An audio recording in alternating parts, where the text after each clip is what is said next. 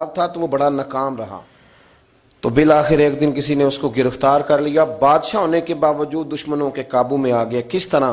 اس کے پاس بندوق تھی گولیوں سے بھری ہوئی، تو اسے اچانک ایک پرندہ نظر آیا تو اس نے ایک گولی نہیں ماری، اس نے ساری بندوق ہی خالی کر دی، اتنی گولیاں برسائیں۔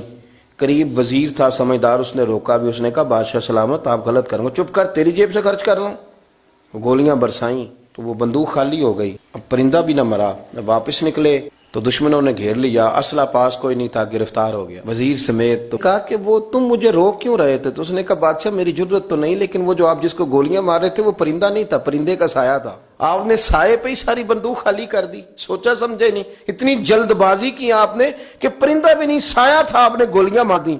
اور حال یہ ہے کہ اب ہم گرفتار ہو گئے، تھوڑا اگر وقت گزارتے، توقف کرتے، تھوڑا ٹھہرتے، بڑی ساری چیزیں ٹھیک ہو جاتی۔ میرے رسول کریم صلی اللہ علیہ وسلم کی آپ کبھی چیزیں کھول کے دیکھیں، وہ عثمان بن طلحہ نے فتح مکہ کے موقع پہ کہا تھا میں آپ کو چابی نہیں دوں گا، تو حضور نے فرمایا تو نہ دے، ایک وقت آئے گا میں تجھ سے لے لوں گا۔ 10 سال گزر گئے، اللہ کے نبی تھے نا، سویرے بھی سارا کو ٹھیک ہو سکتا تھا، پر 10 سال بیت گئے، 10 سال کے بعد جب مکہ فتح ہوا تو پھر رسول کریم نے فرمایا پھر چابیوں کے بارے میں کیا خیال ہے؟ تو وقت تو دینا، آپ کو تو جلدی بڑی ہے، ہمارے نوجوانوں کو بڑی جلدی ہے۔ بچہ لے کے آتے ہیں، لوگ کہتے ہیں پیر صاحب اس کو درس نظامی پڑھانا ہے، اچھا جی ٹھیک ہے پڑھائیں، سال کتنے لگیں گے؟ 8، کہتے ہیں پورے 8؟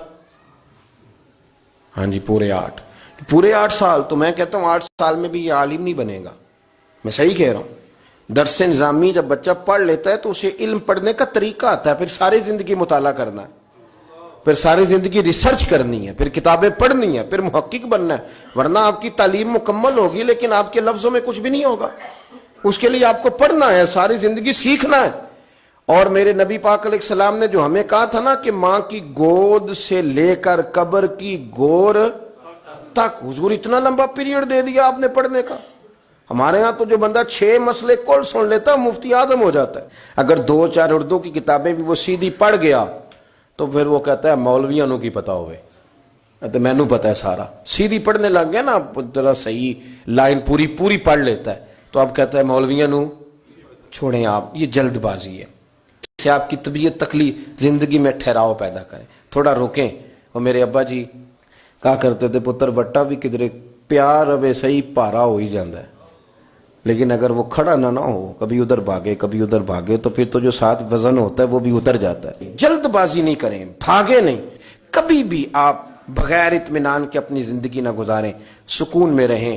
آپ اس دین کے ماننے والے ہیں جو بڑا ہی میٹھا ہے، جو بڑا ٹھنڈا ہے، جس کے اندر راحت ہے، جس کے اندر سکون ہے، جس کے اندر خوبصورتی ہے۔ امام مالک رحمۃ اللہ تعالی علیہ بڑے خوبصورت آدمی تھے، تو دور دراز سے لوگ ان سے ملنے آتے تھے، دور دراز سے جو لوگ ملنے آتے تھے تو ایک درویش ان کی خدمت میں حاضر ہوا کرتے تھے، شیخ یحییٰ ان کا نام ہے، تو وہ فرماتے تھے کہ ہر بندہ سوال پوچھتا تھا تو میں چپ کر کے بیٹھ جاتا تھا۔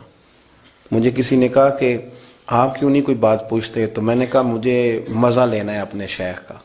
کہا وہ کس طرح؟ کہنے لگے دیکھنا وہ خود پوچھیں گے کیسے آئے ہو، کہاں سے آئے ہو، کوئی بات تو نہیں کرنی۔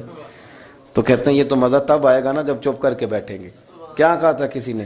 چپ کر سن تے موتی مل سن، تے ذکر کریں تے جے پاگلا وانگو رولا پاویں، نہ موتی نہ ہیرے۔ تو ہم تو شور سے چیزوں کو جیتنا چاہتے ہیں، تو شور سے چیزیں جیتی جا سکتی، جتنی طلاقیں ہوتی ہیں جلد بازی کی وجہ سے ہوتی ہیں۔ اگر تھوڑا اطمینان ہو جائے، تھوڑا سوچیں، تھوڑا پرکھیں، آزمائش میں نہ پڑیں۔ قتل کیوں ہوتا ہے؟ غصہ بڑا تھا، میں نے اپنے ہاتھوں سے سزا دینی تھی، میں نے یہ انتظار ہی نہیں کیا کہ رب بھی تو سزائیں دیتا ہے نا، قیامت کو بھی تو عدالت لگنی ہے نا۔ تو وہ جلد بازی، تلخی ہمارے مزاجوں کی، اس نے ہمیں بڑی ساری جگہوں پہ پریشان کیا ہے۔ اس لیے حضرت ابو بکر صدیق اپنی زبان پکڑ کے کہا کرتے تھے کہ تو نے مجھے بڑی تکلیف دی ہے، کاش تو ٹھیک ہو جائے تو میرے لیے آسانیاں ہو جائیں۔ تو جلدی کرتی ہے بات کرنے میں، تو اذیت دیتی ہے تو میں بھی اذیت میں آ جاتا ہوں۔ ورتل القرآن ترتیلا، یارو ذرا ٹھہرو، ذرا رکو، ذرا سجدہ کرو تو ذرا خوش ہو کے کرو، درود شریف پڑھو تو پھر کیا ضرورت ہے تیزی سے صلی اللہ تعالی علیہ وسلم کہہ کے گزرنے کی، ذرا سکون سے پڑھو، سوچ کے پڑھو کہ کس کی بارگاہ میں سلام عرض کر رہے ہو، ذرا رک کے پڑھو، جب ذکر کرو تو ذرا اس کا ذائقہ لو، جب بات سنو تو اس کا لطف لو، جلد بازی آپ کو پریشان کرے گی، خراب کرے گی، چیزیں بگڑ جائیں گی۔ اللہ ہمیں اپنے محبوب کا صدقہ اطمینان قلبی عطا کرے۔